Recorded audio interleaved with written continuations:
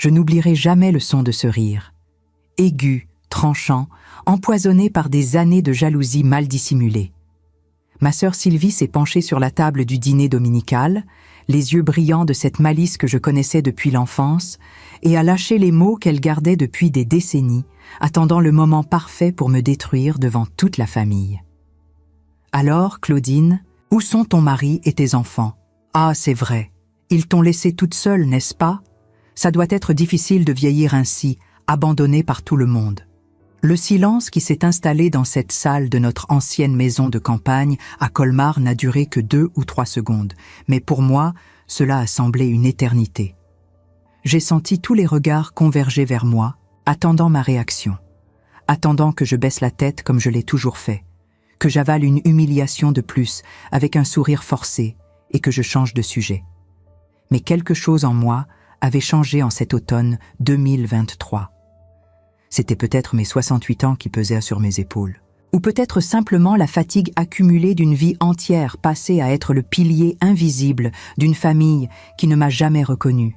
J'ai respiré profondément, senti l'air frais d'Alsace entrer par les fenêtres ouvertes, apportant le parfum des vignobles qui entouraient la propriété. Et j'ai finalement fait ce que j'aurais dû faire il y a bien longtemps. J'ai regardé directement dans les yeux de Sylvie, sans hâte, sans colère apparente, juste avec un calme que je ne me connaissais pas moi-même, et j'ai laissé les mots sortir avec la naturalité de quelqu'un qui décide enfin de dire une vérité gardée trop longtemps. « Et ton argent, Sylvie ? Ah, c'est vrai, c'est moi qui te fais vivre depuis combien de temps déjà ? 20 ans ? 30. J'ai perdu le compte du nombre de fois où j'ai payé tes factures, tes caprices, tes voyages à Paris pendant que je travaillais à la boulangerie depuis 4 heures du matin. Mais ça, ma chère sœur, ça se termine aujourd'hui. » L'impact a été immédiat et dévastateur. J'ai vu le visage de Sylvie perdre toute couleur, les lèvres entr'ouvertes de choc, incapable de formuler une réponse. Mes parents, déjà âgés et fragiles, ont échangé des regards confus, comme s'ils se réveillaient d'un sommeil profond. Mes enfants, Éric et Margot, me regardaient comme s'ils voyaient une étrangère à la place de la mère qu'ils connaissaient. Cette femme toujours disponible, toujours généreuse, toujours prête à tout sacrifier pour tout le monde. Mon ex-mari, Philippe, qui était venu au dîner accompagné de sa petite amie de 20 ans, sa cadette, s'est étouffé avec son vin. Même mes petits-enfants ont arrêté de jouer avec leur téléphone portable pour prêter attention à la grand-mère qui n'élevait jamais la voix, qui ne confrontait jamais personne, qui était toujours la paix de la famille. Mais ce soir-là, alors que le soleil d'octobre se couchait sur les toits de terre cuite de Colmar et que les premières ombres envahissaient la salle à manger, je n'étais plus cette femme. J'étais devenue quelqu'un d'autre, ou peut-être revenais-je simplement à celle que j'étais avant de me perdre dans les sacrifices interminables que j'ai faits au nom d'un amour familial qui n'a jamais été réciproque de la même manière. Je me suis levée de table avec dignité, j'ai plié ma serviette en lin avec soin, et j'ai commencé à marcher vers la porte. Chaque pas était une libération.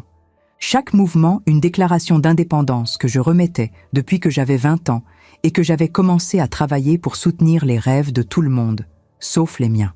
« Claudine, attends !»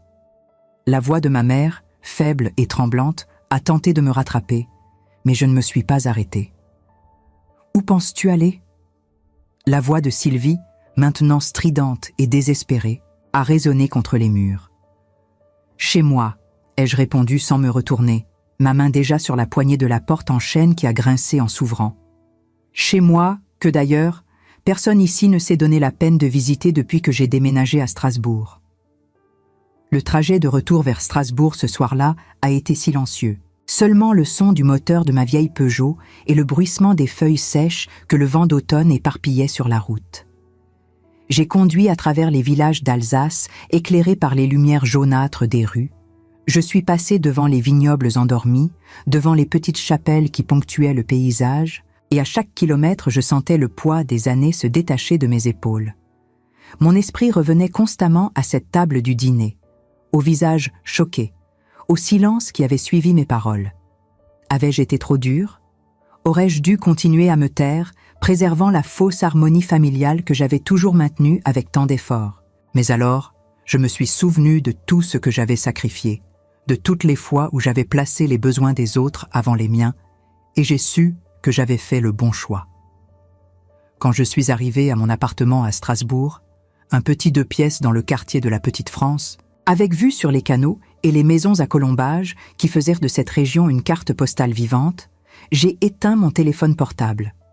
Je savais qu'en quelques minutes, les appels commenceraient, les messages inonderaient ma boîte de réception, tout le monde voulant des explications, tout le monde voulant me convaincre de revenir en arrière, de présenter des excuses, de restaurer l'ordre que j'avais osé perturber.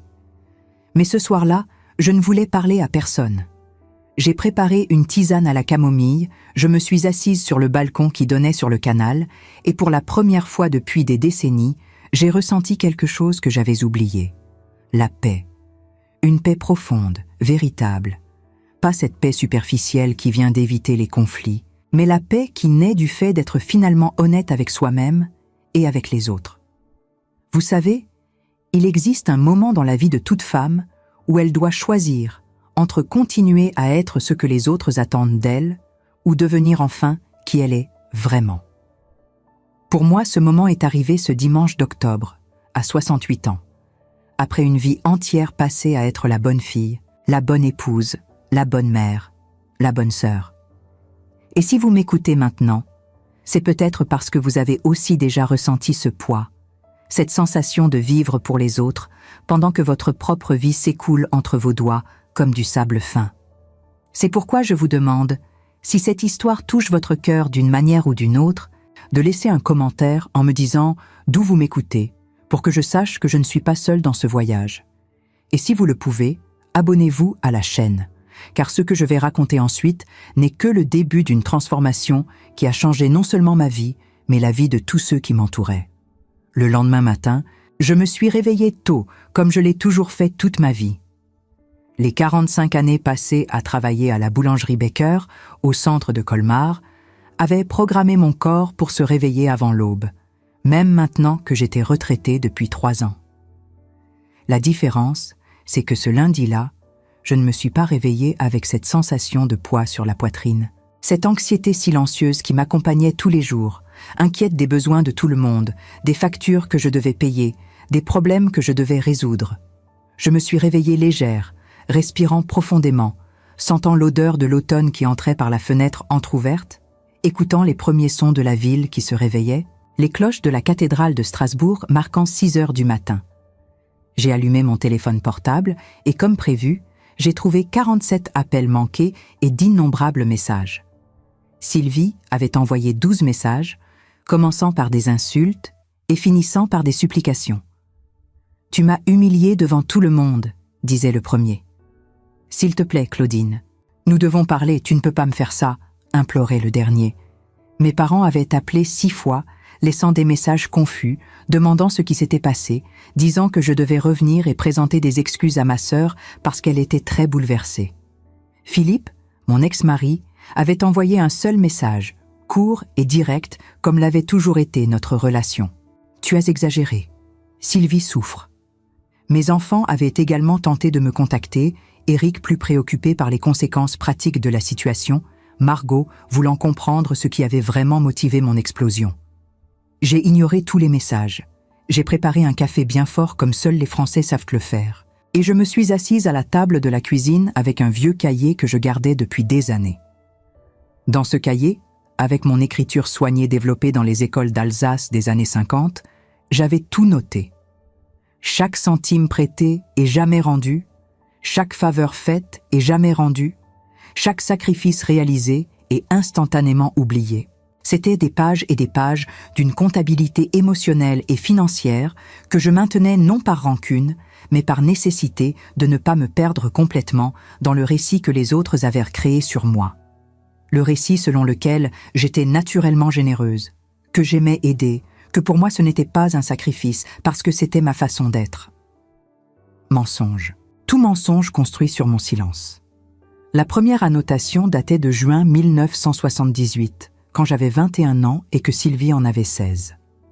Notre mère était tombée malade, nécessitant des soins constants après une chirurgie compliquée, et mon père, un employé retraité de la compagnie ferroviaire française, ne gagnait pas suffisamment pour couvrir toutes les dépenses médicales. Je travaillais à la boulangerie Becker depuis l'âge de 18 ans, commençant comme apprenti, et déjà à cette époque assumant les responsabilités d'une boulangère expérimentée. Sylvie était au lycée, rêvant d'étudier la littérature à l'université, écrivant des poésies dans des cahiers fleuris et planifiant une vie à Paris, loin de l'Alsace provinciale et ennuyeuse, comme elle avait l'habitude de dire avec dédain. J'ai décidé que je ferais des heures supplémentaires, que j'économiserais chaque franc pour garantir que Sylvie puisse réaliser son rêve. Après tout, j'étais la sœur aînée, c'était ma responsabilité de prendre soin d'elle, n'est-ce pas? Pendant 4 ans, je me suis réveillée à 3h30 du matin pour préparer les pains, j'ai travaillé jusqu'à 14h à la boulangerie, puis je courais à la maison pour m'occuper de notre mère, préparer le dîner, nettoyer la maison, et je trouvais encore le temps de repasser les vêtements de Sylvie pour garantir qu'elle soit toujours présentable au lycée, pour que personne ne sache nos difficultés financières. Quand Sylvie a finalement été acceptée à la Sorbonne en 1982, j'étais déjà mariée avec Philippe, un technicien en réfrigération que j'avais rencontré à la boulangerie et qui semblait être un homme bon, travailleur, avec des projets pour l'avenir. Nous avons utilisé les économies que j'avais mises de côté pour payer la première année de Sylvie à Paris, le loyer d'un petit studio dans le quartier latin, les frais universitaires, les livres chers dont elle avait besoin. « C'est juste au début », disait Philippe, essayant de me consoler quand je pleurais de frustration en voyant nos plans d'acheter notre propre maison s'évanouir. Après, elle s'établira et n'aura plus besoin de notre aide. Mais cet après n'est jamais arrivé. Sylvie a obtenu son diplôme en littérature, mais n'a jamais trouvé un travail stable dans le domaine. Il y avait toujours une raison, toujours une excuse. Le marché était difficile, les éditeurs ne reconnaissaient pas son talent, elle avait besoin de plus de temps pour trouver la position idéale. Pendant ce temps, je continuais à envoyer de l'argent tous les mois, garantissant que ma sœur maintienne son appartement à Paris, son style de vie qui incluait des sorties dans des cafés littéraires, des vernissages dans des galeries d'art, des dîners dans des bistrots que je pouvais à peine imaginer fréquenter. Les années ont passé et ma vie s'est transformée en une routine de travail, de sacrifice et de silence. Éric est né en 1984, Margot en 1987. Philippe a commencé à boire plus qu'il ne le devait, frustré par un emploi qui n'évoluait pas, par des factures qui ne bouclaient jamais, parce que j'insistais pour aider ma famille. Nos disputes sont devenues plus fréquentes, plus amères. « Tu aimes plus ta sœur que tes propres enfants !» criait-il quand il découvrait un nouveau virement bancaire pour Sylvie. « Tu travailles comme une esclave pour maintenir la vie de princesse qu'elle mène pendant que nos enfants portent des vêtements de seconde main. » J'essayais d'expliquer, j'essayais de faire comprendre à Philippe que Sylvie était ma responsabilité, que je ne pouvais pas simplement l'abandonner. Mais la vérité, c'est que je commençais moi-même à douter de mes choix. Je commençais à sentir le ressentiment grandir en moi comme une mauvaise herbe que j'essayais d'arracher mais qui revenait toujours plus forte. Quand Philippe m'a quitté, en 1999, emportant avec lui non seulement ses affaires mais aussi tout espoir que je gardais encore d'avoir un mariage heureux, Sylvie est venue me rendre visite pour la première fois depuis des années. Elle est arrivée de Paris en conduisant une voiture neuve, portant des vêtements de marque, avec les cheveux parfaitement coupés dans un salon cher du 8e arrondissement. Elle s'est assise dans ma petite cuisine, a bu le café que j'ai préparé et a dit, avec ce ton de supériorité qui devenait déjà sa marque de fabrique, « Eh bien Claudine, maintenant tu es libre. Philippe n'a jamais été assez bien pour toi de toute façon. Tu mérites mieux. » Et puis, comme si c'était la chose la plus naturelle du monde, elle m'a demandé d'emprunter 5 000 francs pour une opportunité d'investissement à ne pas manquer, qui, évidemment, ne m'a jamais rapporté aucun retour. J'ai continué à travailler, j'ai continué à sacrifier, j'ai continué à être la bonne sœur, la fille dévouée, la mère qui faisait l'impossible pour élever 2 adolescents seuls, tout en maintenant le niveau de vie de la sœur qui vivait dans la capitale.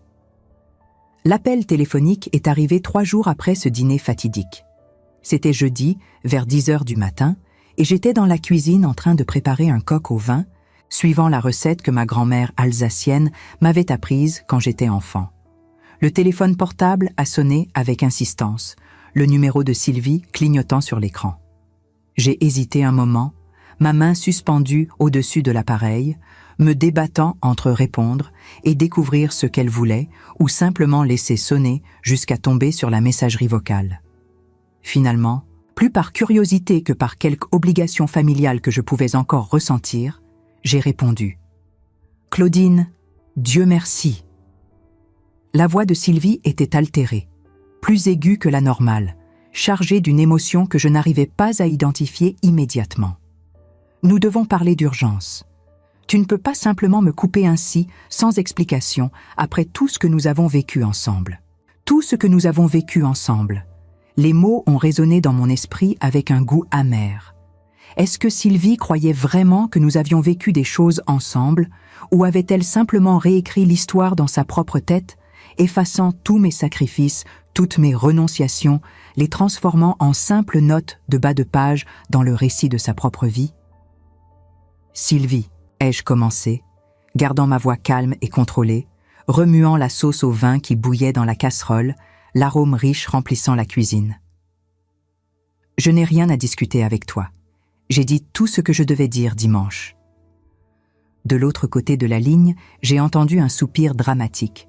Ce genre de soupir que Sylvie avait toujours utilisé quand elle voulait manipuler une situation, se faire passer pour une victime, gagner de la sympathie. Tu m'as humiliée devant toute la famille. Maman est malade d'inquiétude. Papa n'arrive pas à dormir. Même Eric m'a appelé en disant que tu étais injuste avec moi. Injuste, Claudine. Après tout ce que nous avons toujours été l'une pour l'autre. J'ai raccroché le téléphone. J'ai simplement appuyé sur le bouton rouge et coupé l'appel au milieu d'une de ces phrases théâtrales. Ma main tremblait légèrement, non pas de peur ou de regret, mais de quelque chose que j'ai mis un moment à identifier. La libération. Pendant toute ma vie, j'avais répondu à chaque appel, répondu à chaque message, accouru à chaque appel de Sylvie, peu importe à quel point c'était gênant pour moi. Et maintenant, pour la première fois, j'ai simplement dit non. Je me suis simplement refusée à participer au drame qu'elle essayait de créer. Le téléphone a sonné à nouveau immédiatement, et encore, et encore. Après la 5e tentative, j'ai bloqué le numéro. J'ai ressenti une pointe de quelque chose qui aurait pu être de la culpabilité, mais qui s'est vite dissipée quand je me suis souvenue de toutes les fois où Sylvie avait ignoré mes appels quand j'avais besoin d'elle, de toutes les fois où elle était trop occupée pour m'aider avec les problèmes que je rencontrais. Cet après-midi-là, j'ai reçu une visite inattendue. Eric est apparu à mon appartement sans prévenir, portant son costume de travail, la cravate légèrement desserrée, le visage montrant la fatigue d'un homme de 39 ans qui travaillait trop comme ingénieur dans une grande entreprise de technologie à Strasbourg. Mon fils aîné avait toujours été le plus pragmatique, le plus ressemblant à son père à cet égard, toujours concentré sur les solutions pratiques, sur le maintien des apparences, sur l'évitement des conflits qui pourraient ébranler la structure familiale. « Maman », a-t-il dit, entrant sans attendre d'invitation, marchant directement vers le salon et s'asseyant sur le canapé avec la familiarité de quelqu'un qui a grandi en visitant cet endroit. Nous devons parler de ce qui s'est passé dimanche. Tante Sylvie est désespérée, les grands-parents sont confus et franchement, je ne comprends pas non plus ce qui t'a pris. Je me suis assise dans le fauteuil en face de lui, j'ai croisé les jambes calmement et j'ai regardé directement dans les yeux de mon fils, ce garçon que j'avais élevé, seul après le départ de Philippe, que j'avais mis dans de bonnes écoles même en devant travailler doublement, que j'avais soutenu dans chaque décision importante de sa vie. Ce qui m'a pris, Eric, c'est 47 ans de conscience. Conscience d'avoir passé toute ma vie à être utilisée, manipulée et manquée de respect par ma propre famille pendant que vous tous profitiez de mon travail, de mon argent, de ma générosité sans limite.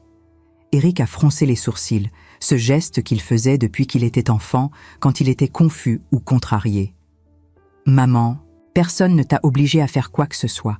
Tu as toujours voulu aider. Tu as toujours été comme ça.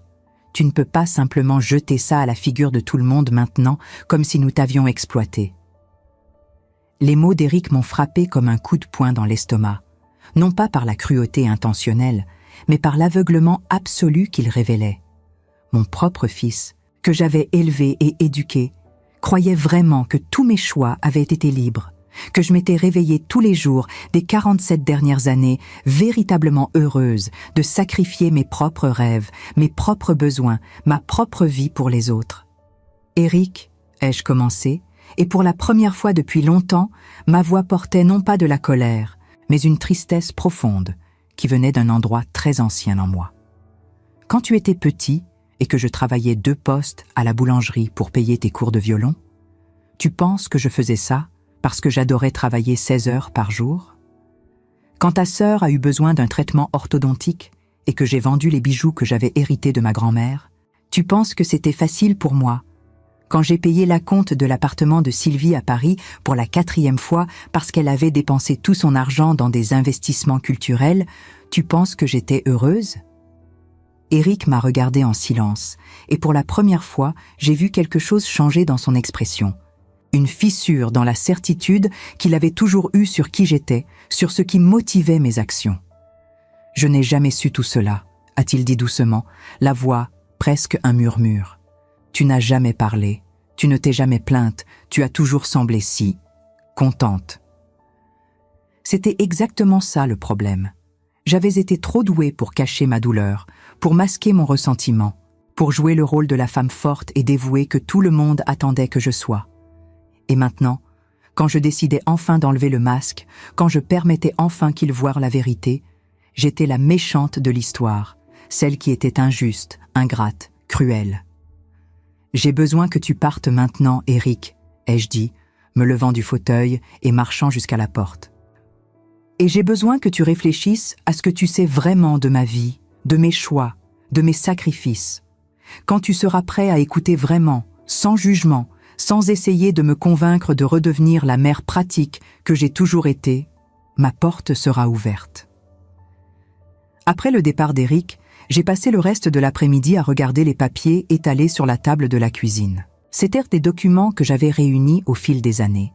Des preuves de virements bancaires, des reçus de paiement, des contrats signés au nom de Sylvie garantis par moi, des prêts que j'avais faits pour couvrir ces dettes interminables.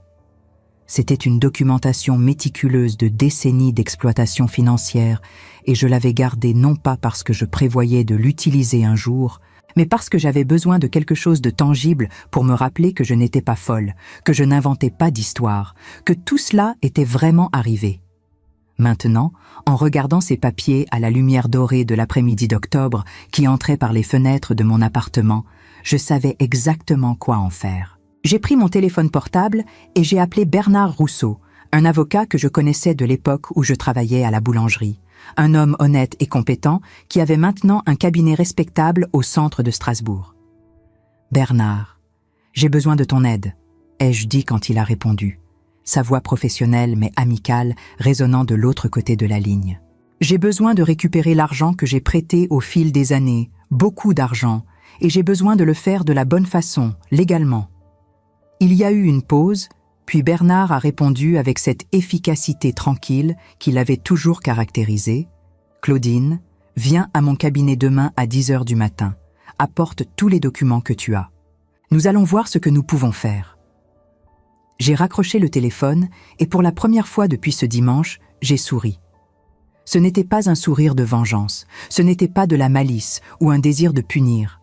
C'était simplement le sourire de quelqu'un qui décide enfin de prendre les rênes de sa propre vie, qui choisit enfin de se mettre en première place après avoir passé des décennies en dernière position. Ce soir-là, Margot est venue me rendre visite.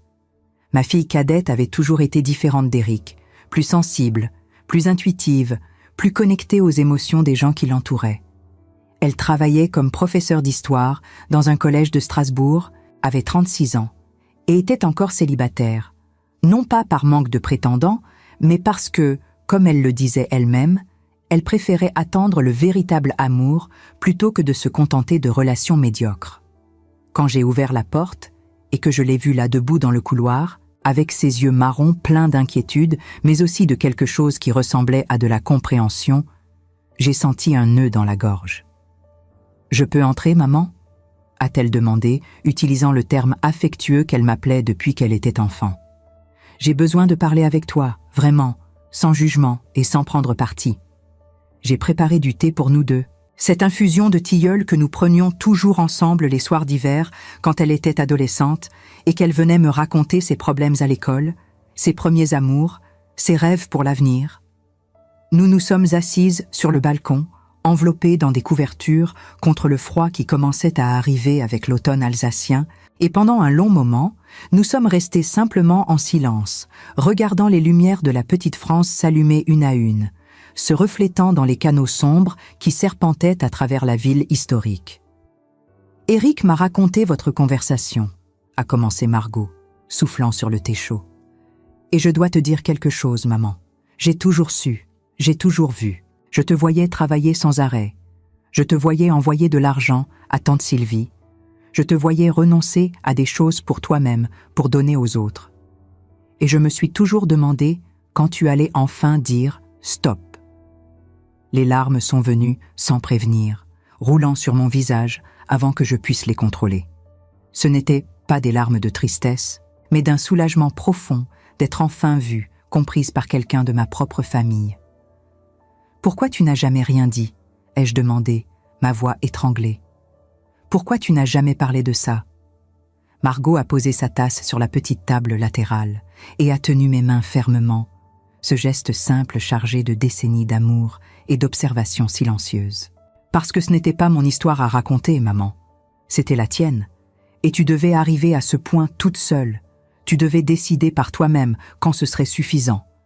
Si j'étais intervenue, tu te serais simplement justifiée. Tu m'aurais convaincue que tout allait bien, que tu faisais cela par amour.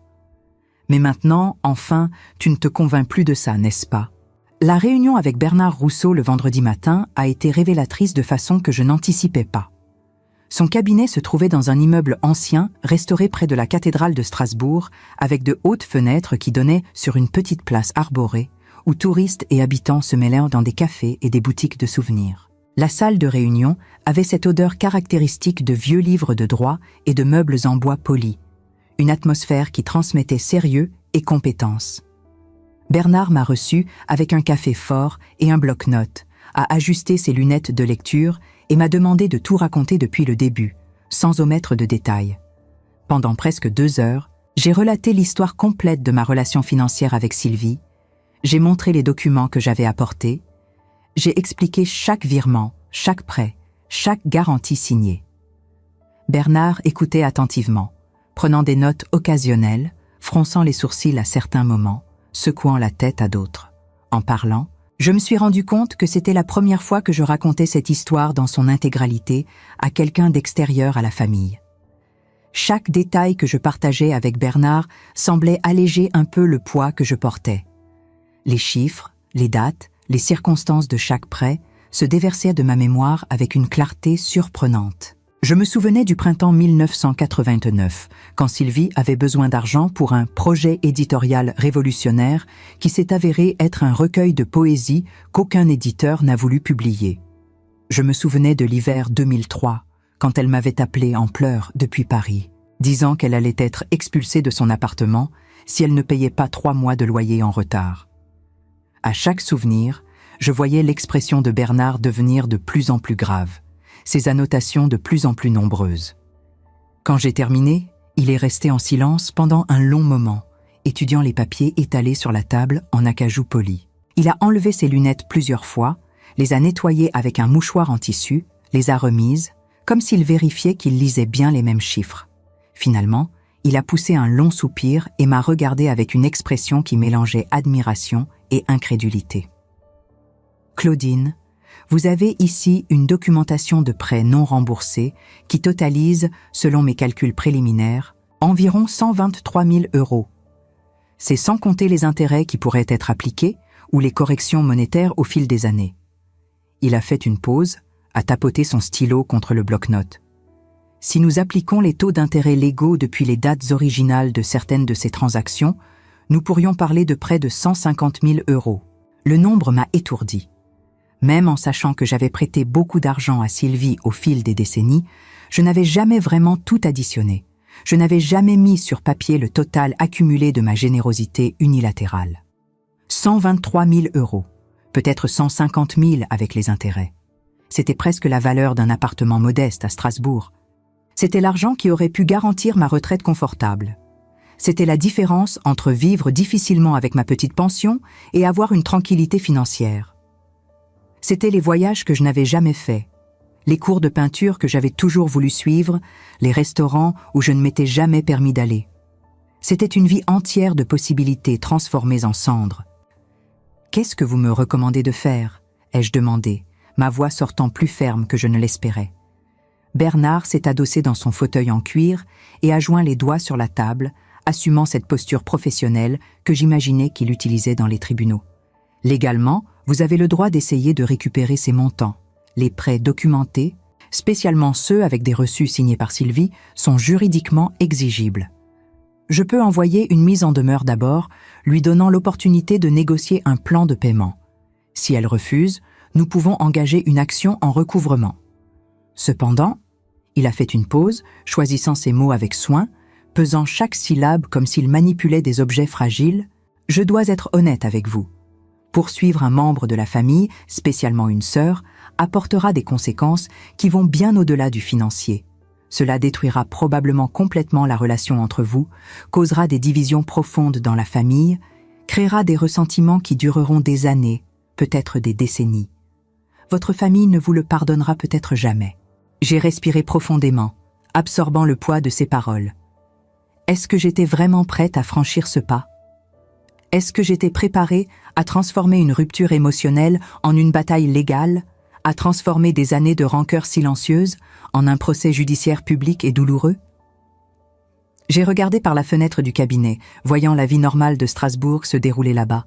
Des gens allant et venant avec leurs préoccupations quotidiennes, des cyclistes pédalant sur les pistes le long des canaux, des couples se promenant main dans la main, complètement étrangers au moment décisif que je vivais dans cette pièce silencieuse. Un rayon de soleil d'automne perçait à travers les nuages, illuminant la flèche gothique de la cathédrale au loin, et j'ai pensé à toutes les générations qui avaient vécu dans cette ville, toutes les batailles qu'elles avaient dû mener, toutes les décisions difficiles qu'elles avaient dû prendre. « Bernard », ai-je dit finalement, ramenant mes yeux vers lui avec une détermination qui nous a surpris tous les deux. Pendant 47 ans, j'ai placé la relation familiale, l'harmonie, la paix au-dessus de mes propres besoins.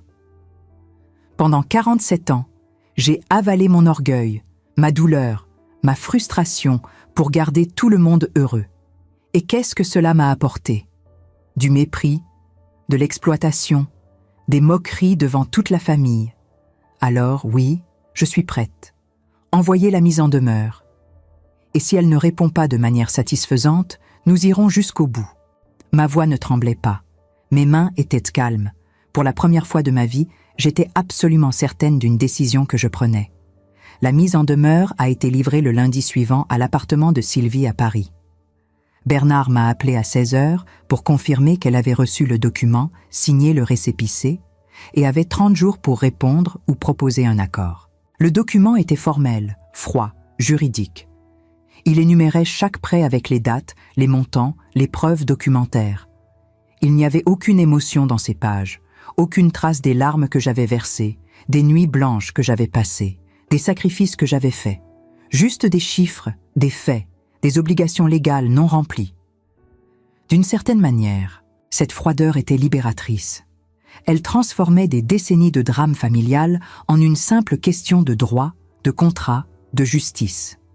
J'ai passé le reste de cette semaine dans un état étrange de calme, une sérénité presque surréelle qui venait du fait d'avoir enfin agi, d'avoir transformé des années de passivité en actions concrètes. J'ai continué ma routine normale. Je suis allée au marché des agriculteurs sur la place Broglie où j'ai acheté des pommes fraîches et du miel d'Alsace. J'ai visité mon amie Henriette qui habitait dans le même immeuble et qui, à 80 ans, avait plus d'énergie que beaucoup de gens de la moitié de son âge. Nous avons pris le thé ensemble, elle m'a raconté des histoires de sa jeunesse pendant la guerre et pour la première fois, je lui ai parlé de ma situation avec Sylvie. Henriette m'a écoutée sans m'interrompre, puis m'a pris la main et m'a dit « Ma chère Claudine, j'ai vécu 80 ans et j'ai appris une chose. Les regrets les plus amers sont ceux des batailles que nous n'avons pas menées, pas celles que nous avons perdues. » J'ai également passé du temps à me promener dans les jardins du Palais Rohan, où les couleurs de l'automne étaient à l'apogée de leur beauté. Les feuilles des marronniers viraient à l'or et au rouge, tombant en spirales gracieuses sur les allées pavées. Je me suis assise sur un banc près du bassin, regardant les canards glisser sur l'eau, et j'ai réalisé que c'était la première fois depuis des années que je prenais vraiment le temps de simplement exister, sans me préoccuper des besoins de quelqu'un d'autre, sans planifier comment résoudre les problèmes de quelqu'un d'autre. C'était comme si je redécouvrais une partie de moi-même que j'avais enterrée il y a si longtemps que j'avais oublié qu'elle existait. Mais il y avait aussi quelque chose de différent dans la façon dont les gens me regardaient. Ou peut-être était-ce moi qui me tenais différemment. Les commerçants du marché semblaient me parler avec plus de respect. Les voisins dans mon immeuble me saluaient avec plus de chaleur. Ou peut-être que rien n'avait changé chez eux. Peut-être que c'était moi qui avais changé, qui occupais maintenant plus d'espace dans le monde, qui ne m'excusait plus d'exister. La réponse de Sylvie est arrivée non pas à travers l'avocat, mais à travers notre mère. Un jeudi pluvieux d'octobre, alors que les premières vraies pluies d'automne transformaient les rues de Strasbourg en miroirs brillants. J'ai reçu un appel de ma mère, sa voix tremblante, chargée d'une émotion qui mélangeait déception, confusion et quelque chose qui ressemblait même à de l'accusation. « Claudine, ma fille, qu'est-ce que tu fais ? Sylvie m'a appelée en pleurant, disant que tu la poursuivais en justice, que tu essayais de détruire la famille, qu'après tout ce que vous avez vécu ensemble, tu la traites comme une criminelle. » J'ai fermé les yeux, sentant la vieille culpabilité essayer de s'infiltrer à nouveau dans mon cœur. Cette culpabilité qui avait été ma compagne constante toute ma vie, me disant toujours que j'étais responsable du bonheur de tout le monde, que tout problème dans la famille était le résultat de mon insuffisance, de ne pas avoir fait assez, de ne pas avoir été assez bonne. Mais cette fois, au lieu de céder à cette voix familière, j'ai pris une grande respiration et j'ai choisi de répondre avec la vérité. Toute la vérité. « Maman », ai-je répondu, utilisant le terme formel que j'avais toujours utilisé pour elle, différent du tendre « maman » que Margot utilisait avec moi. Je ne poursuis pas Sylvie encore. J'ai seulement envoyé une mise en demeure formelle lui demandant de rembourser l'argent qu'elle me doit. 123 000 €, maman. Tu savais que c'était autant ? Tu avais une idée de combien d'argent j'ai prêté à ta fille cadette au fil des années ? Il y a eu un silence de l'autre côté de la ligne, un silence pesant qui s'est étendu pendant des secondes qui semblèrent des minutes. J'ai entendu le souffle de ma mère devenir irrégulier, comme si elle essayait de contrôler ses émotions. Finalement, ma mère a répondu, sa voix maintenant plus basse, presque honteuse. « Sylvie a toujours dit que c'était en de petites sommes, des aides occasionnelles. Je ne savais pas que c'était tant. » Bien sûr qu'elle ne savait pas. Parce que personne n'avait jamais demandé, personne n'avait jamais vraiment voulu savoir le prix de mes sacrifices.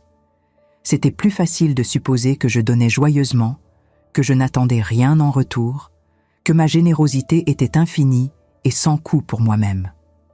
Maman, pendant toute ma vie, j'ai été une bonne fille. Je me suis occupée de toi quand tu étais malade. J'ai payé tes factures médicales quand papa ne le pouvait pas. Je ne me suis jamais plainte. Je n'ai jamais rien demandé en retour. Mais maintenant, j'ai besoin que tu comprennes quelque chose. Je n'accepterai plus d'être traitée comme si ma valeur résidait seulement dans ce que je peux faire pour les autres. Je ne permettrai plus que Sylvie m'utilise comme une banque personnelle pendant qu'elle vit une vie que je n'ai jamais pu avoir. Et si cela signifie que la famille sera mal à l'aise pendant un moment, qu'il en soit ainsi. Ma mère a essayé d'argumenter. Elle a essayé de faire appel à mes sentiments, aux souvenirs de l'enfance, aux liens du sang qui nous unissaient. Elle m'a parlé de l'importance de la famille, de comment nous, les femmes, devions être les gardiennes de l'harmonie familiale, de comment le pardon était une vertu chrétienne. Mais pour la première fois de ma vie, je suis restée ferme. Je me suis excusée auprès d'elle avec respect mais avec fermeté. J'ai raccroché le téléphone et j'ai ressenti un mélange complexe d'émotions. De la tristesse de décevoir ma mère, mais aussi de la fierté de me défendre enfin moi-même. Ce soir-là, seule dans mon appartement, j'ai ouvert une bouteille de vin d'Alsace que je gardais pour une occasion spéciale.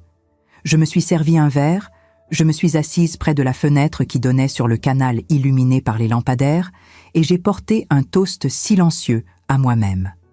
À la femme que j'avais été, qui avait survécu à tant de choses, et à la femme que je devenais, qui apprenait enfin à se respecter. 2 semaines plus tard, un matin froid de début novembre, où le givre couvrait les toits de la petite France et dessinait des motifs délicats sur les vitres, Bernard m'a appelé avec des nouvelles. « Claudine, j'ai reçu une proposition de l'avocat de Sylvie. Elle est disposée à reconnaître une dette de 40 000 € et propose de payer en mensualité de 500 € pendant environ 7 ans. 40 000 sur 100, 23 000. Même pas un tiers de ce qu'elle me devait vraiment. L'offre était presque offensante dans son inadéquation, une tentative claire de minimiser des décennies d'exploitation financière, de réduire mon sacrifice à une fraction convenable qui entrerait dans son budget sans causer d'inconfort réel. C'était comme si elle disait « Oui, je reconnais que je t'ai utilisé, mais seulement un petit peu, et je vais te rembourser juste assez pour que tu arrêtes de te plaindre. » « Refuse, ai-je répondu immédiatement, sans même avoir besoin de réfléchir. Je ne négocie pas. Soit elle reconnaît la dette complète et propose un plan de paiement réaliste, soit nous engageons l'action judiciaire. J'ai entendu Bernard prendre une grande respiration de l'autre côté de la ligne. « Claudine, je dois te dire que si nous allons au tribunal, le processus sera long, coûteux et émotionnellement épuisant. Es-tu certaine ? » Plus certaine que je ne l'ai jamais été de quoi que ce soit dans ma vie, ai-je répondu, et c'était la pure vérité.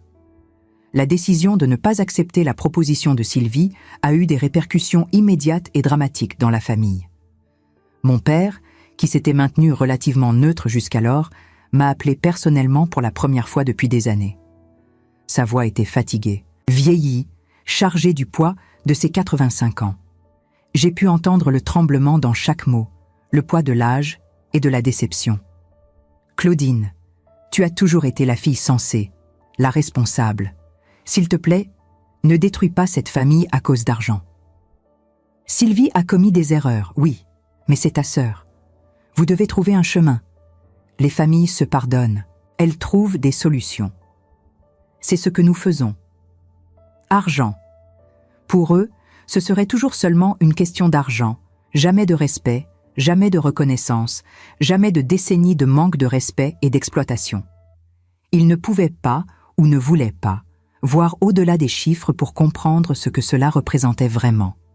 Mon humanité, ma dignité, mon droit d'être traité comme quelqu'un dont le travail, le sacrifice, la générosité avaient de la valeur. « Papa !» ai-je dit, essayant de garder ma voix calme, malgré la frustration croissante qui montait en moi comme une marée.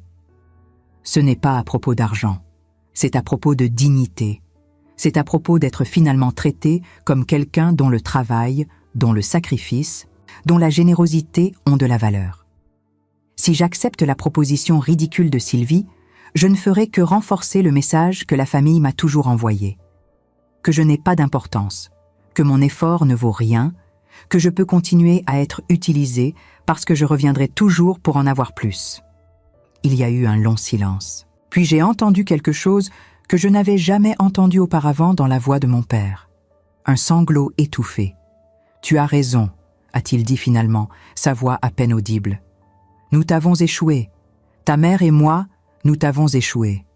Et je ne sais pas comment réparer ça. » C'était la première fois que quelqu'un de ma famille reconnaissait vraiment ce qui s'était passé, ce qui avait été fait. Et même si cela venait trop tard, même si cela ne changeait pas les décennies de douleur, c'était quelque chose. C'était un début.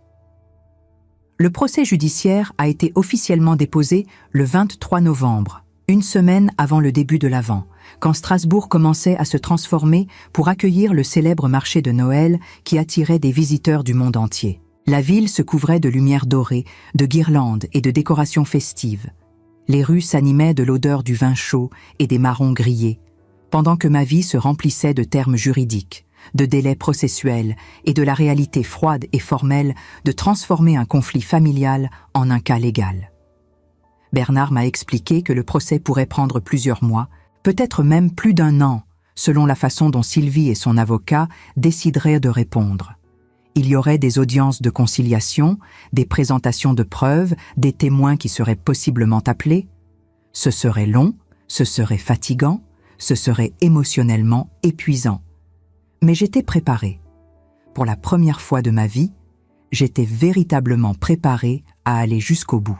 Les semaines qui ont suivi le dépôt du procès ont été étrangement paisibles. On aurait pu penser que j'aurais été rongée par l'anxiété, par le doute, par la peur de ce qui allait arriver. Mais au contraire, je me sentais ancrée, solide, comme si en prenant cette décision difficile, j'avais trouvé un centre de gravité que je n'avais jamais eu auparavant. Je passais mes journées dans une routine apaisante. Marche matinale le long des quais de l'île où je regardais les bateaux touristiques glisser sur l'eau même en cette saison froide, lecture l'après-midi dans ma bibliothèque préférée, dîner simple que je préparais en écoutant de la musique classique sur ma vieille radio. La première audience de conciliation a été fixée pour janvier 2024, juste après les fêtes de fin d'année, qui prévisiblement, j'ai passé seule pour la première fois depuis des décennies. Éric m'a invitée au dîner de Noël, mais de façon si formelle et gênée qu'il était évident qu'il faisait cela par obligation, non par désir sincère. Sa voix au téléphone était tendue, les mots soigneusement choisis, comme s'il marchait sur des œufs. J'ai poliment décliné. Margot est apparue la veille de Noël avec une bouteille de champagne alsacien et une terrine maison, et nous avons passé la soirée à converser, à nous remémorer les bons souvenirs de l'enfance, évitant soigneusement le sujet qui planait sur nous comme un nuage lourd. Nous avons parlé de l'année où nous avions construit un bonhomme de neige géant dans le jardin, de ses premiers pas sur scène lors d'un spectacle scolaire, de ces matins d'hiver où nous préparions des bretzels ensemble dans la cuisine. Ces souvenirs étaient doux amers, teintés maintenant d'une nouvelle compréhension de tout ce que j'avais sacrifié pour créer ces moments. Mes parents ne m'ont même pas appelé, et Sylvie, évidemment, est restée dans un silence absolu. Curieusement, ce Noël solitaire a été l'un des plus paisibles que j'ai eus depuis des années. Sans la pression de préparer des repas élaborés pour toute la famille, sans avoir à médier les conflits, sans devoir feindre une joie que je ne ressentais pas, j'ai pu simplement exister, silencieusement, dans mon propre espace. Le soir de Noël, assise près de ma fenêtre avec une tasse de chocolat chaud, regardant les lumières scintiller sur la petite France enneigée, j'ai réalisé quelque chose de profond. La solitude et l'isolement sont deux choses très différentes. J'étais seule, oui, mais je ne me sentais pas isolée. Au contraire, je me sentais plus connectée à moi-même que je ne l'avais été depuis des décennies. C'était comme si, en retirant toutes les voix extérieures, tous les besoins des autres, toutes les attentes qui pesaient sur moi, je pouvais enfin entendre ma propre voix intérieure, claire et forte. L'audience de conciliation s'est déroulée un matin glacial de janvier, le genre de froid qui pénètre jusqu'aux os et fait que la ville entière semble fonctionner au ralenti. Les trottoirs étaient trop glissants de verglas, et j'ai dû marcher prudemment depuis mon appartement jusqu'au tribunal, m'accrochant aux rambardes le long des canaux gelés. Le tribunal se trouvait dans un bâtiment historique au centre de Strasbourg, avec de longs couloirs qui faisaient écho à chaque pas, de lourdes portes en chêne et une atmosphère de solennité qui faisait que n'importe qui baissait automatiquement la voix. Les murs étaient ornés de portraits de juges et d'avocats illustres du passé, leurs regards sévères semblant juger tous ceux qui passaient devant eux. J'ai vu Sylvie pour la première fois depuis ce dîner d'octobre, assise sur le banc du couloir avec son avocat, un jeune homme en costume impeccable qui semblait avoir tout juste terminé ses études de droit. Elle était différente, plus maigre, avec des cernes profondes sous les yeux et une expression qui oscillait entre la colère et quelque chose qui pouvait être de la peur. Ses vêtements, habituellement élégants et de marque, semblaient ce jour-là plus simples, moins soignés. Ses cheveux, toujours parfaitement coiffés lors de nos rencontres précédentes, étaient attachés en un simple chignon qui révélait quelques cheveux gris qu'elle prenait d'habitude soin de cacher.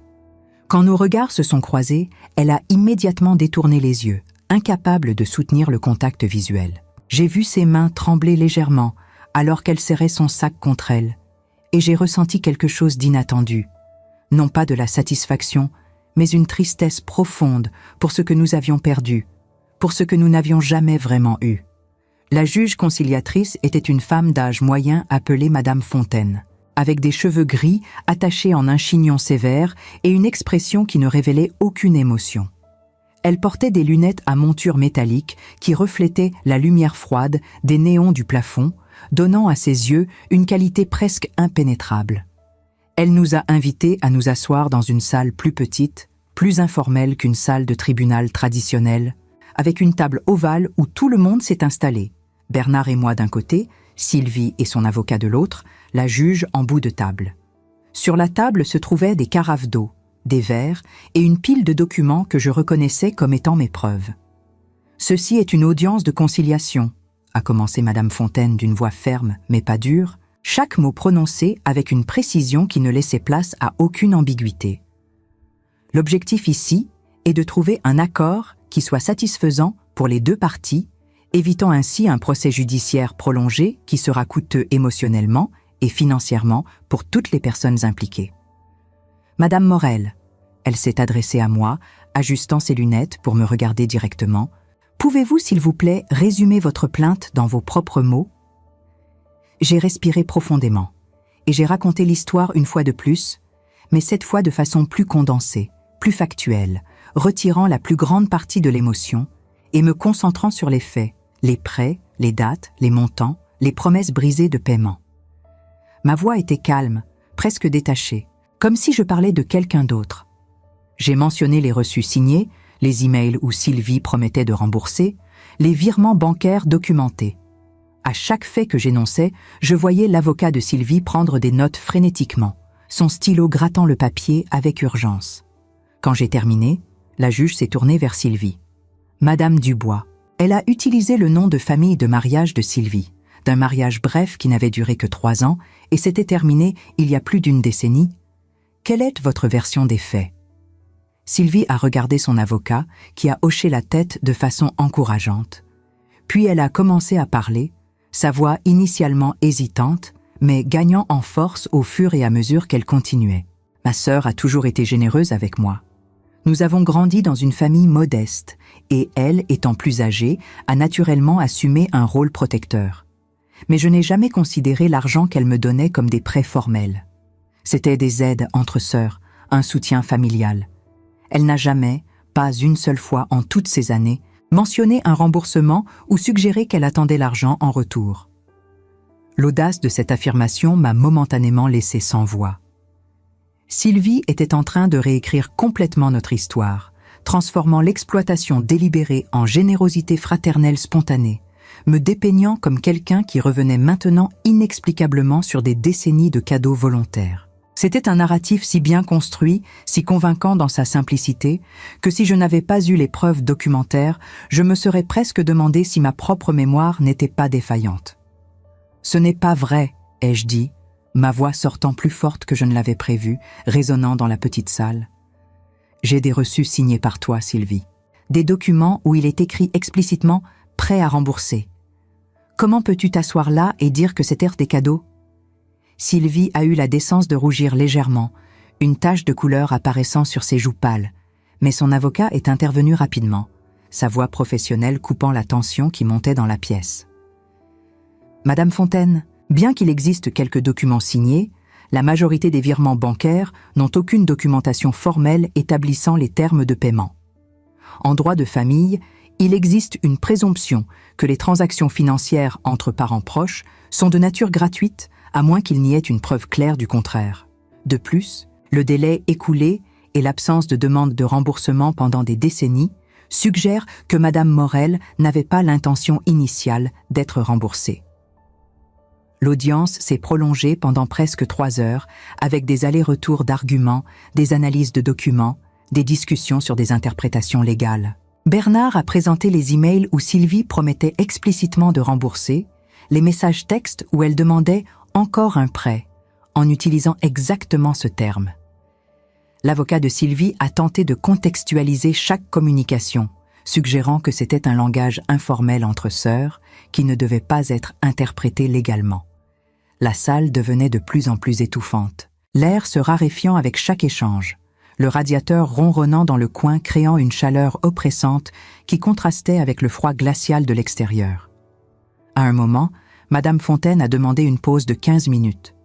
Dans le couloir, Bernard m'a tiré à l'écart.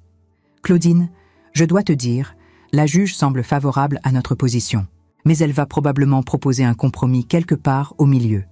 Tu dois être préparé mentalement à ne pas obtenir la totalité de ce qui t'est dû. » J'ai hoché la tête, regardant par la fenêtre du couloir les toits enneigés de Strasbourg, la flèche de la cathédrale perçant le ciel gris d'hiver comme une aiguille. Quand nous sommes retournés dans la salle, Madame Fontaine a enlevé ses lunettes, les a posées sur la table avec un geste délibéré et a regardé tour à tour Sylvie et moi. Après avoir examiné toutes les preuves présentées, il est clair pour moi que des sommes considérables ont été transférées de Madame Morel à Madame Dubois au fil des années. Il est également clair que, bien que la nature exacte de certaines de ces transactions puisse être débattue, il existe suffisamment de preuves documentaires de prêts explicites pour établir un schéma de dette. Elle a fait une pause, laissant ces mots s'installer dans le silence de la pièce. Cependant, je dois également noter que l'absence de demande de remboursement pendant des décennies complique la situation légale. Dans l'intérêt de résoudre cette affaire sans procès complet, je propose l'accord suivant. Madame Dubois reconnaîtrait une dette de 70 000 € et s'engagerait à payer en mensualité de 1 000 € pendant environ 6 ans. C'était plus que l'offre initiale de Sylvie, mais encore beaucoup moins que ce qu'elle me devait vraiment. 70 000 € sur 123 000, un peu plus de la moitié. Bernard m'a regardé, attendant ma décision, son expression neutre, mais ses yeux me demandant silencieusement si j'étais prête à accepter ce compromis. Je pouvais accepter, je pouvais clore cela ici, je pouvais éviter des mois ou des années de procès judiciaires, de témoignages douloureux, de révélations publiques de notre intimité familiale brisée. Ce serait la chose sensée, pratique, raisonnable. Mais en regardant Sylvie, en voyant l'expression de soulagement anticipée sur son visage, en sachant qu'elle n'avait toujours pas vraiment compris, vraiment intériorisé la magnitude de ce qu'elle avait fait, de comment elle m'avait utilisé, exploité, méprisé pendant des décennies, j'ai su quelle était ma réponse. Je n'accepte pas, ai-je dit clairement, chaque mot prononcé avec une conviction absolue. Nous irons au procès. Le choc sur le visage de Sylvie a été immédiat et total. Sa bouche s'est ouverte en une expression d'incrédulité. Ses yeux se sont remplis de larmes qu'elle a essayé de retenir. Son avocat s'est penché rapidement vers elle pour chuchoter quelque chose à son oreille, probablement pour la conseiller de ne rien dire. Madame Fontaine a hoché la tête avec une expression résignée, comme si elle s'était attendue à cette réponse. Très bien. L'affaire procédera au procès complet. Vous serez notifié des dates d'audience. Le procès judiciaire s'est traîné pendant les mois suivants comme Bernard l'avait prévu. Il y a eu des moments où j'ai questionné ma décision, des nuits où je me demandais si cela valait tout ce stress, toute cette exposition, toute cette douleur renouvelée. Mais chaque fois que le doute commençait à me consumer, je pensais à ce rire de Sylvie lors du dîner d'octobre, à ces mots cruels prononcés délibérément pour m'humilier devant toute la famille, et je trouvais la force de continuer. C'était devenu plus qu'une question d'argent maintenant. C'était une question de justice, de reconnaissance, de refuser d'être réduite au silence une fois de plus. En mars, nous avons été appelés à témoigner formellement. C'était surréaliste de m'asseoir dans le box des témoins, la main sur la Bible, jurant de dire la vérité devant un tribunal plein d'inconnus, pendant que je relatais les détails les plus intimes et douloureux de ma vie familiale.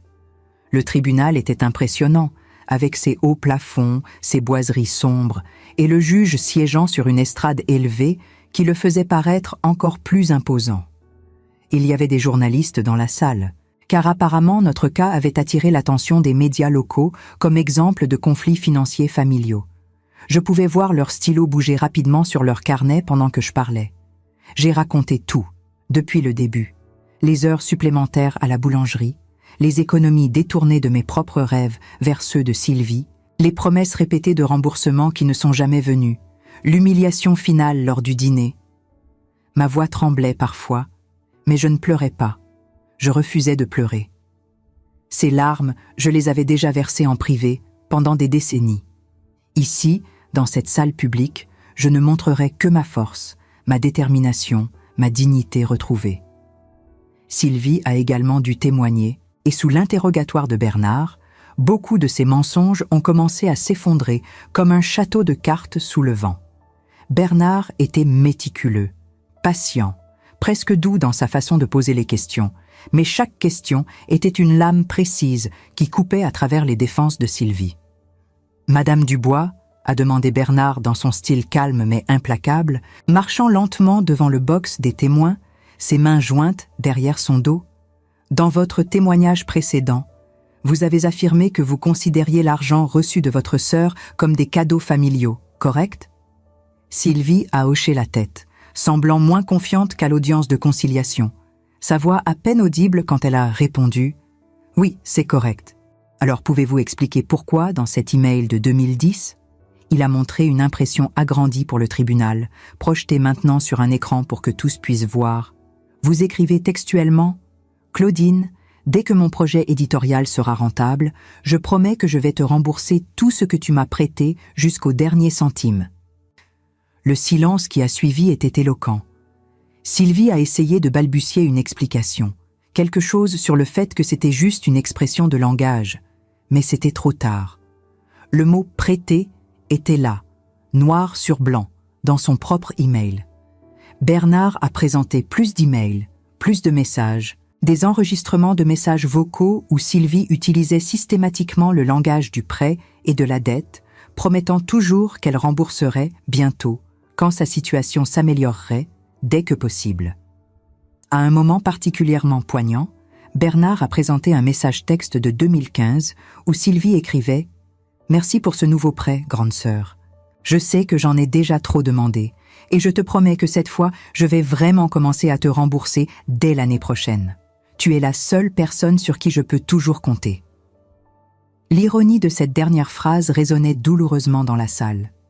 Le juge, un homme plus âgé appelé Monsieur Beaumont, avec une longue expérience en droit de famille, écoutait tout avec une expression impassible, prenant des notes occasionnelles, intervenant parfois pour clarifier un point ou demander une précision.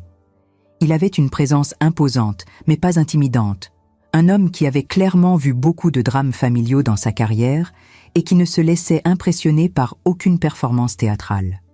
La sentence est venue en juin, et un après-midi chaud, où Strasbourg était à l'apogée de l'été, avec des touristes remplissant les rues de la Petite France et les terrasses des cafés bondées de gens profitant du soleil. Les tilleuls, le long des quais, étaient en pleine floraison, remplissant l'air d'un parfum doux et légèrement enivrant.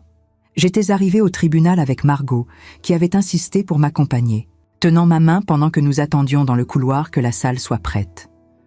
Le juge Beaumont a lu la décision de façon méthodique et sans émotion, sa voix résonnant dans la salle, maintenant silencieuse. En résumé, il a déterminé que Sylvie me devait 95 000 €, un montant qui reconnaissait la majorité mais pas la totalité des prêts documentés, appliquant des intérêts corrigés depuis les dates originales des transactions. Le paiement devrait être effectué en mensualité de 1 500 € ou en un paiement unique avec une réduction de 10% s'il était effectué dans les 6 mois. En outre, Sylvie devrait assumer tous les frais de procédure qui s'élevaient à plusieurs milliers d'euros supplémentaires. C'était une victoire, claire et indéniable. Je pouvais voir dans les expressions des personnes présentes dans la salle qu'ils comprenaient que la justice avait été rendue. Mais curieusement, je ne ressentais pas la satisfaction que j'espérais ressentir. Il n'y avait pas de joie dans cette victoire, pas de sentiment de triomphe. Seulement une profonde fatigue et une tristesse pour tout ce qui avait été perdu, tout ce qui aurait pu être différent si seulement ma famille m'avait respecté, m'avait vu, m'avait valorisé depuis le début. Ce qui a vraiment tout changé, ce n'était pas la sentence judiciaire, mais ce qui s'est passé 3 semaines plus tard. C'était un lundi de juillet, le marché des agriculteurs était installé sur la place Broglie comme toutes les semaines. Et j'étais en train de choisir des tomates mûres quand j'ai senti une main toucher légèrement mon épaule. Je me suis retournée et j'ai trouvé Margot, accompagnée d'Éric et à ma surprise, de mes parents. Ils étaient tous là, ensemble, avec des expressions sérieuses mais pas hostiles. Mon cœur s'est accéléré, une partie de moi se préparant instinctivement à un nouveau conflit, à de nouvelles accusations. « Maman », a dit Margot doucement, sa voix portant une émotion contenue. « Nous pouvons parler? Quelque part de plus privé ?» Nous sommes allés dans un café proche, un endroit tranquille avec des tables en marbre et des chaises en rotin, loin de l'agitation du marché. Nous nous sommes assises dans un coin, et pour la première fois depuis cet octobre fatidique, ma famille s'est réunie autour de moi, non pas pour m'accuser, mais pour enfin vraiment m'écouter. Mon père a parlé en premier, sa voix chargée d'émotions que je ne lui avais jamais vue exprimer auparavant. Ses mains tremblaient légèrement alors qu'il tenait sa tasse de café, et j'ai remarqué combien il avait vieilli ces derniers mois, les rides autour de ses yeux s'étant approfondies, son dos légèrement plus courbé. Claudine, ta mère et moi, nous regrettons profondément. Non seulement pour l'argent, mais pour tout. Pour ne pas avoir vu, pour ne pas t'avoir protégée, pour avoir permis que Sylvie t'exploite pendant toutes ces années. Nous avons parlé avec elle après la sentence, et elle a finalement tout admis. Non seulement pour l'argent, mais pour le mépris avec lequel elle t'a toujours traité, pour comment elle a toujours considéré que tu étais moins importante parce que tu travaillais seulement dans une boulangerie pendant qu'elle poursuivait des ambitions artistiques à Paris. Les larmes ont roulé sur le visage de mon père, un homme que j'avais rarement vu démontrer de l'émotion de toute ma vie. Nous avons échoué avec toi en tant que parents, et cela ne peut pas être pardonné, mais nous espérons que, avec le temps, nous pourrons commencer à reconstruire. Éric a été le suivant, se penchant en avant, ses coudes sur la table, ses yeux rougis comme s'il avait pleuré récemment. « Maman, j'étais complètement aveugle. J'ai grandi en voyant ta générosité, mais je n'ai jamais questionné le coût de cela pour toi. Je n'ai jamais demandé si tu étais heureuse, si tu avais besoin de quelque chose, si tes rêves avaient été réalisés.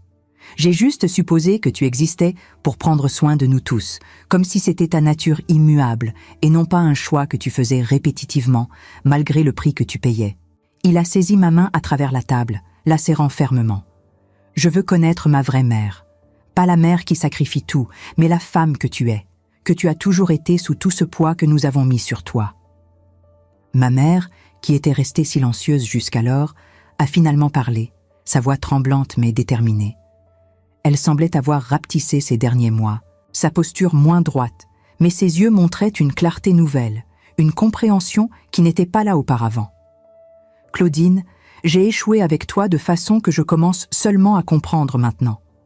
J'ai favorisé Sylvie parce qu'elle semblait plus fragile, plus nécessiteuse, mais en faisant cela, j'ai exploité ta force, ta fiabilité, ta générosité. J'ai transformé tes vertus en armes contre toi-même.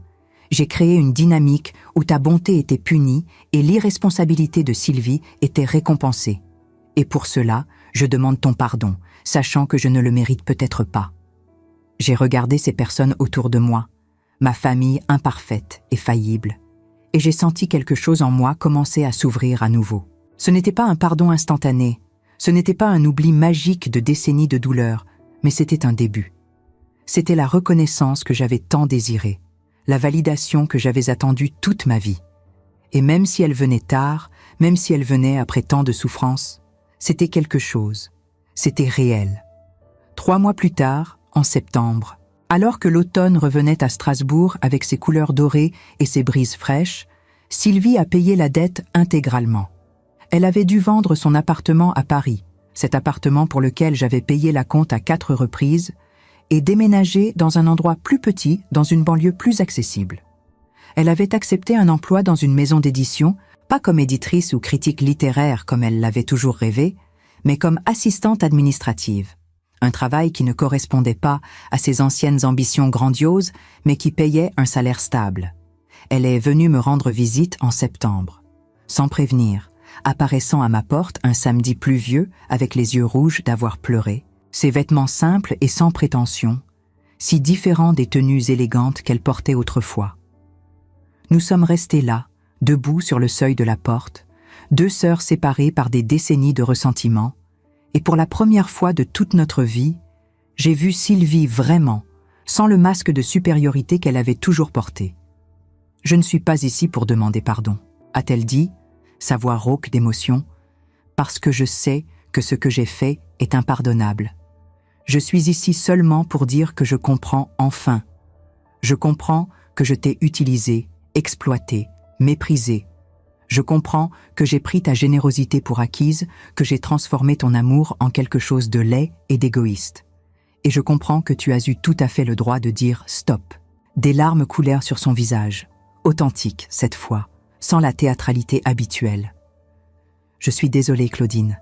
Je suis tellement, tellement désolée. Je l'ai regardée pendant un long moment, cette femme qui avait été à la fois ma sœur et mon fardeau pendant tant d'années. J'ai vu non pas le monstre que j'avais construit dans mon esprit pendant les mois de procès, mais une personne brisée et finalement consciente de ce qu'elle avait perdu, de ce qu'elle avait détruit. « Entre », ai-je dit finalement, ouvrant la porte plus largement. Nous avons beaucoup à parler. Aujourd'hui, plus d'1 an après ce dîner d'octobre qui a tout changé, ma vie est différente de façon que je peux à peine décrire.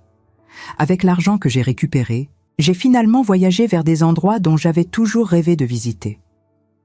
J'ai passé 3 semaines en Provence, me logeant dans de petites auberges, marchant à travers des champs de lavande qui s'étendaient jusqu'à l'horizon, peignant des aquarelles terribles mais profondément satisfaisantes de paysages qui m'émouvaient aux larmes.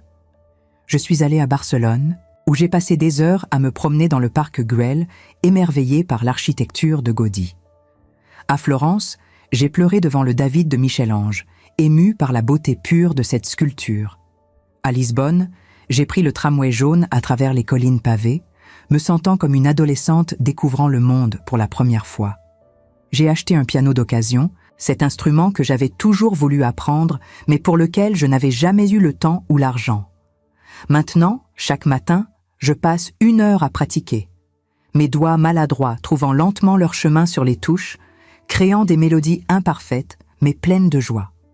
J'ai commencé des cours de peinture à l'aquarelle, dans un atelier local, entouré d'autres femmes de mon âge qui, comme moi, redécouvrent leur passion longtemps abandonnée. Ma relation avec mes enfants s'est approfondie de façon inattendue, construite maintenant sur une honnêteté mutuelle au lieu de suppositions non questionnées. Éric vient me rendre visite régulièrement, non pas par obligation, mais par désir sincère de passer du temps avec moi. Nous avons de vraies conversations maintenant, où il me pose des questions sur ma vie, mes rêves, mes regrets.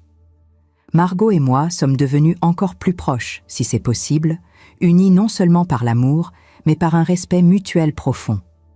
Mes parents, dans les mois qu'il leur reste de vie, car à leur âge avancé nous savons tous que le temps est précieux, sont en train de connaître une fille qu'ils n'ont jamais vraiment vue auparavant. Nous avons des dîners ensemble maintenant, des réunions où je ne suis plus celle qui prépare tout, qui sert tout le monde, qui se sacrifie en silence. Nous partageons les tâches, les responsabilités, et surtout, nous partageons des conversations honnêtes sur le passé, le présent, et comment nous voulons passer le temps qui nous reste ensemble. Quant à Sylvie, elle et moi ne sommes pas proches, et nous ne le serons probablement jamais. La confiance, une fois brisée si complètement, ne se reconstruit pas facilement. Mais il y a un respect entre nous maintenant qui n'existait pas avant, une reconnaissance mutuelle d'humanité qui a été conquise à travers la douleur et l'honnêteté brutale. Elle reconstruit sa vie loin des fantasmes parisiens, travaillant honnêtement, payant ses propres factures, grandissant enfin à 63 ans.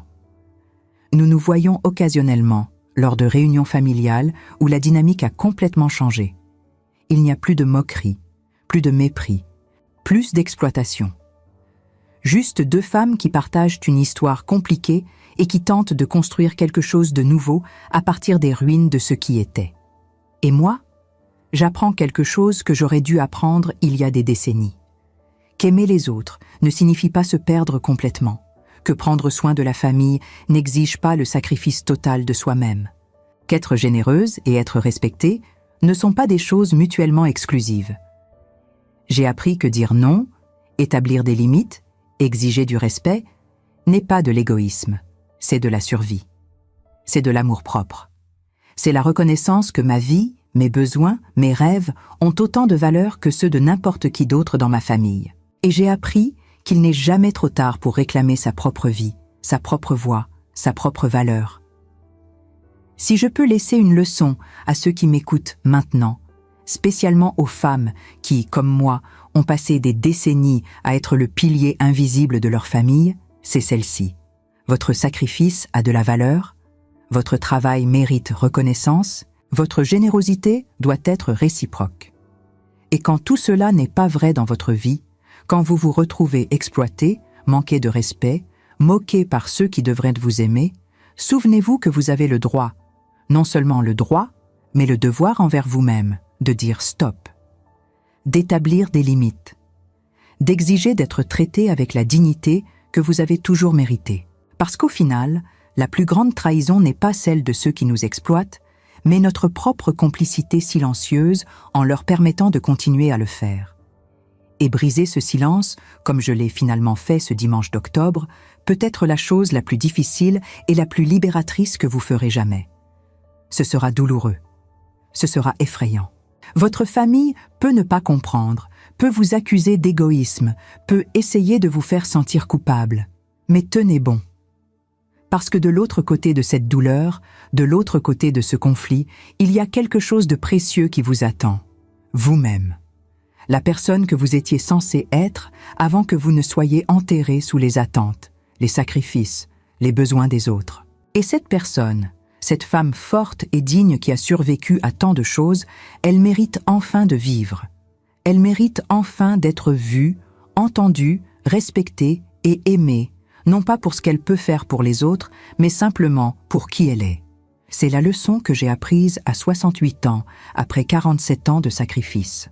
J'espère que vous, qui que vous soyez, où que vous soyez, vous l'apprendrez beaucoup plus tôt. Vous le méritez.